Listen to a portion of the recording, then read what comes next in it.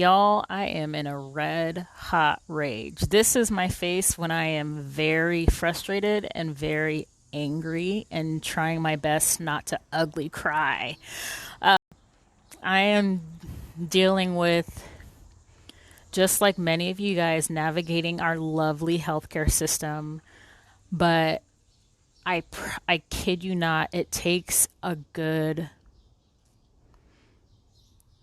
easily, it takes over 3 hours a month of fighting with my PCP's office to refill my prescriptions, and we just keep starting over from scratch every single time. Like my providers being held back by a force field of protective office staff, understandably.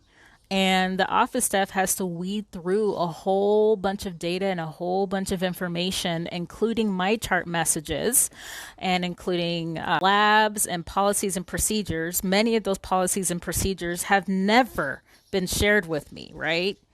So this is the sort of thing this isn't just me standing here venting. This is the sort of thing that Esther prevents mothers from experiencing, who are pregnant or in the postpartum phase, regardless of the outcome of their pregnancy. This is exactly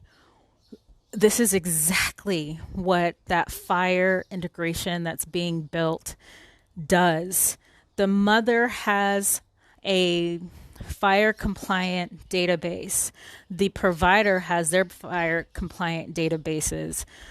Not only that, but that allows, it sets the stage for seamless communication, seamless communication, seamless context, if authorized by the mother. That would eliminate the need for these ridiculously redundant Finding Nemo, Dory looking situations where you have to reinvent the wheel every single month for something as simple as a medication. Okay. Not only that, but we have providers out there, understandably, and amazing pharmacists out there who are concerned about medication compliance. Medication compliance when a mother is pregnant doesn't just affect her. It affects the trajectory of her unborn child or children.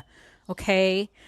It's not as simple as calling your pharmacy and your pharmacy sending a refill request, because half the time, if you're not eligible for a refill request by the prescriber, understandably, there isn't communication that flows back to the pharmacy, letting them know automatically without the prescriber having to pick up the phone saying that this patient isn't eligible for a refill. So what ends up happening is patients who are really, really busy, that might work 1, 2, 3 jobs.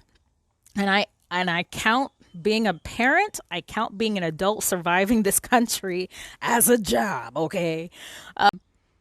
But it wouldn't, that's the requirement for that communication to come through, so that you're there waiting for the pharmacy to call you back or notify you or text you to let you know your medication is ready for pickup. It's not going to happen. You're not going to be able to access that medication, and you're going to sit there waiting forever and ever. And while you're there waiting forever and ever, you are marked as non-compliant, which again, not only harms mama, but it also harms baby and family, depending on that medication. Right? Let's talk about the different types of medications. Actually, no, we're not going to talk about the different types of medications. But guess what? If you're in your postpartum phase and you have been prescribed magically, amazingly, you have access to a prescriber, a mental health professional that chooses to prescribe you mental health medication, or that choose to prescribe you mental health medication that happens to be classified as a controlled substance. You will be jumping through hoops to access that medication.